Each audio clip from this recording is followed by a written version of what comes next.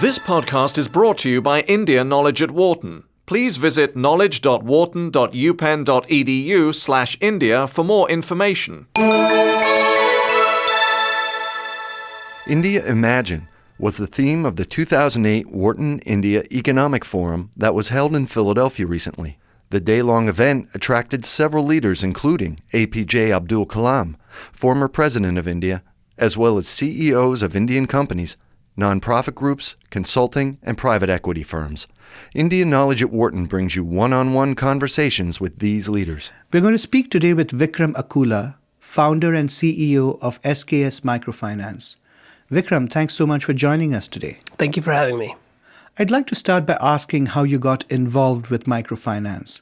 Can you tell us a little bit about how and why? Sure. I was born in India but grew up in the States, and I'll go back to my childhood here. I used to go back to India quite a bit during school holidays, and I would see the extreme poverty we have in India and then come back to a suburb of America.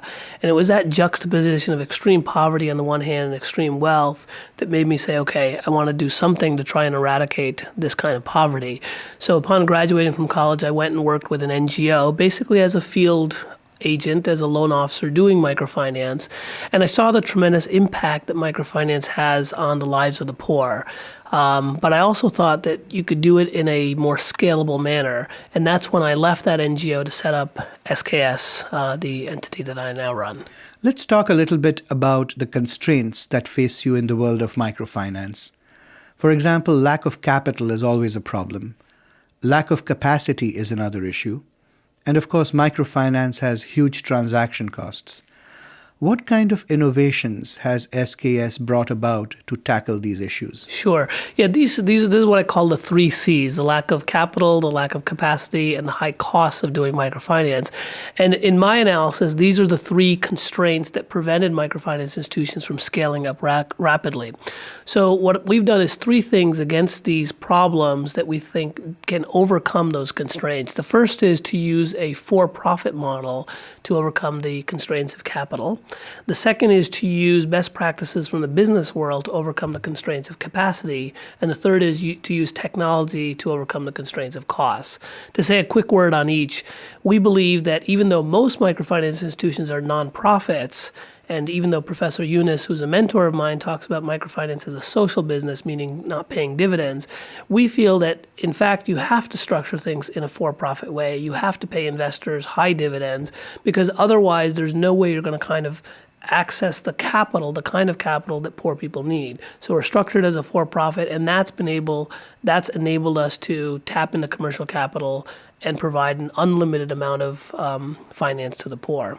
On the second dimension of capacity, if you look at most microfinance institutions, they're structured as NGOs, they're small, they think about 1,000 clients or maybe 10,000 clients, whereas a business, whether it's Starbucks or Coke or McDonald's, thinks about millions or tens of millions. So what we've done is we've looked at those types of companies and adopted the techniques that they've used within microfinance, and that's given us an extremely fast growth rate.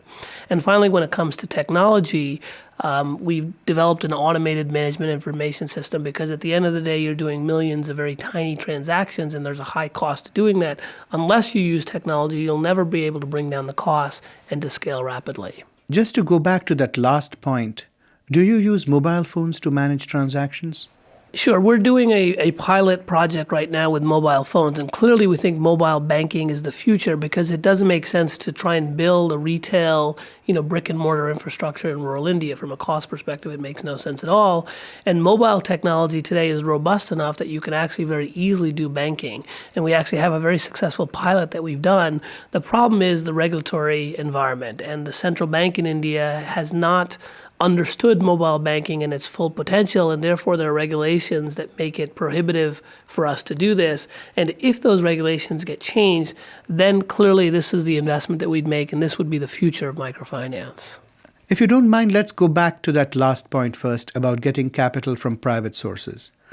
I understand that SKS Microfinance has received capital from venture capitalists. When that happens, does that change the expectations in any way? What I mean is, do venture capitalists treat you more gently because you're lending money to poor women entrepreneurs than they would if you were lending to, say, a technology entrepreneur?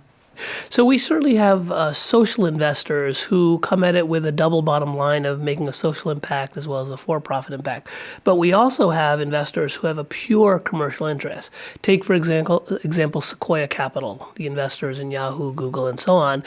They're not interested in the social purpose. They're in there because their LPs need to earn a high return, so they come in at a pure commercial angle. Now, many people think that there's a dichotomy between the social purpose and the commercial purpose, but we actually don't think there is a dichotomy. We think that if you do what's right by the borrowers, if you charge reasonable interest rates, provide good service, not only is that intrinsically the right thing to do, but that's the way to build a good business, especially when you're working with the base of the pyramid, because the base of the pyramid customer is extremely loyal.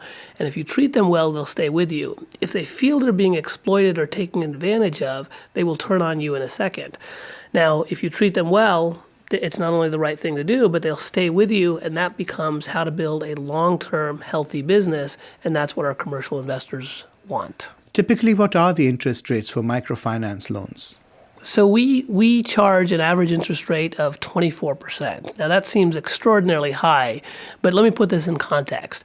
Informally, the village money lender or the loan sharks will charge anywhere from 50% to as high as 1,000% interest. So we're charging much less than what they charge. And I'll also submit that our interest rate is actually the lowest cost financing available to the poor. Because even though a retail bank might charge, let's say, 12%, or a subsidized government loan might cost 7%, if you actually talk with borrowers and ask them how many trips they're making to a bank branch, what are the lost wages, the bus fares, what are the broker's fees, and sometimes bribes they're paying, to access that 7% loan, they actually end up paying much higher than 30%. So at 24%, we're actually the lowest cost financing available to the poor, and the poor are earning such high returns on their micro enterprises that they have no problem paying 24% if their returns are averaging 100% or so. Well, it sounds like the rates of interest you charge are less than what some credit card companies charge their customers. But the point you raise is a really good one. Some time ago, we interviewed Muhammad Yunus, the founder of Grameen Bank and the Nobel laureate, and he told us that he thought microfinance companies need to be regulated because the rates of interest they charge are so high and so usurious that they're almost as bad as the rates they get from the village money lender. Do you happen to agree with that point of view? Well, I think the best way to tackle interest rates is competition. And certainly in some areas, you've got some MFIs that are, really trying to extract and charge high interest rates. Over time, you'll see competition pulling that down. Now, when we compete in different areas, the first thing you see is the local incumbent MFI will immediately drop its interest rates. And we think that's the best way to do it. So we wouldn't be in favor of regulation that caps interest rates. We're afraid that that'll prevent other competitors from coming in and prevent the more robust way of lowering interest rates. Having said that, we think there is a scope for regulation when it comes to ethical practices, such as truth in advertising, transparency with your borrowers. Those are the types of things that we think will make a big difference to making sure that the sector remains healthy and prevents the bad apples from coming in. As you've gone about trying to build SKS Microfinance, what's the biggest challenge you've faced and how have you overcome it? Sure. The biggest challenge so far, and clearly the challenge going forward, is the political environment. The fact is that microfinance is still very much understood by politicians, misunderstood by politicians and bureaucrats. And people hear the interest rates and they don't understand the context and they feel that something exploitative is going on. So we spend a lot of time trying to educate politicians, trying to educate bureaucrats so they understand the power that microfinance has and understand how it works to actually help the poor. The poor certainly understand this. Our customers do. They come back to us year after year. It's the political elite that doesn't understand it and sometimes misuses microfinance for political ends. That's been the biggest challenge. How many customers do you have, and how would you describe your typical borrower? Sure. So currently we've got nearly 2 million customers spread across 25,000 villages in 15 states of India. A typical borrower, typical first loan is about 8,000 rupees or $200.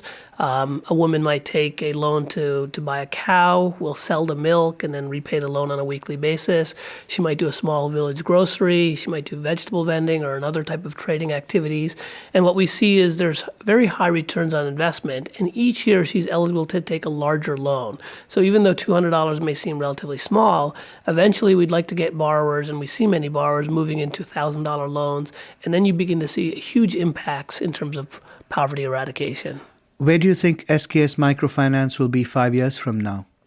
So our vision, I'll give you our 2-year goal. We're close to 2 million clients now, and we hope to scale to 8 million clients in the next 2 years. Now, today we're the largest MFI in India. If we hit that number of 8 million, we'll become the largest MFI in the world. So in terms of scale, that's one thing that we'd like to do. But we also have a vision to use microfinance, the channel that we've created, to distribute the full range of financial services. Now we do primarily credit and some insurance, but we know poor people need savings, they need remittances, and they need other products as well. So we want to introduce a range of different products. We also think there's opportunities to leverage this channel to introduce non-financial products as well. So currently, we're in discussions with groups about doing education loans and talking with education providers to provide low-cost schools. We have a health insurance product, and we're teaming up with local hospitals.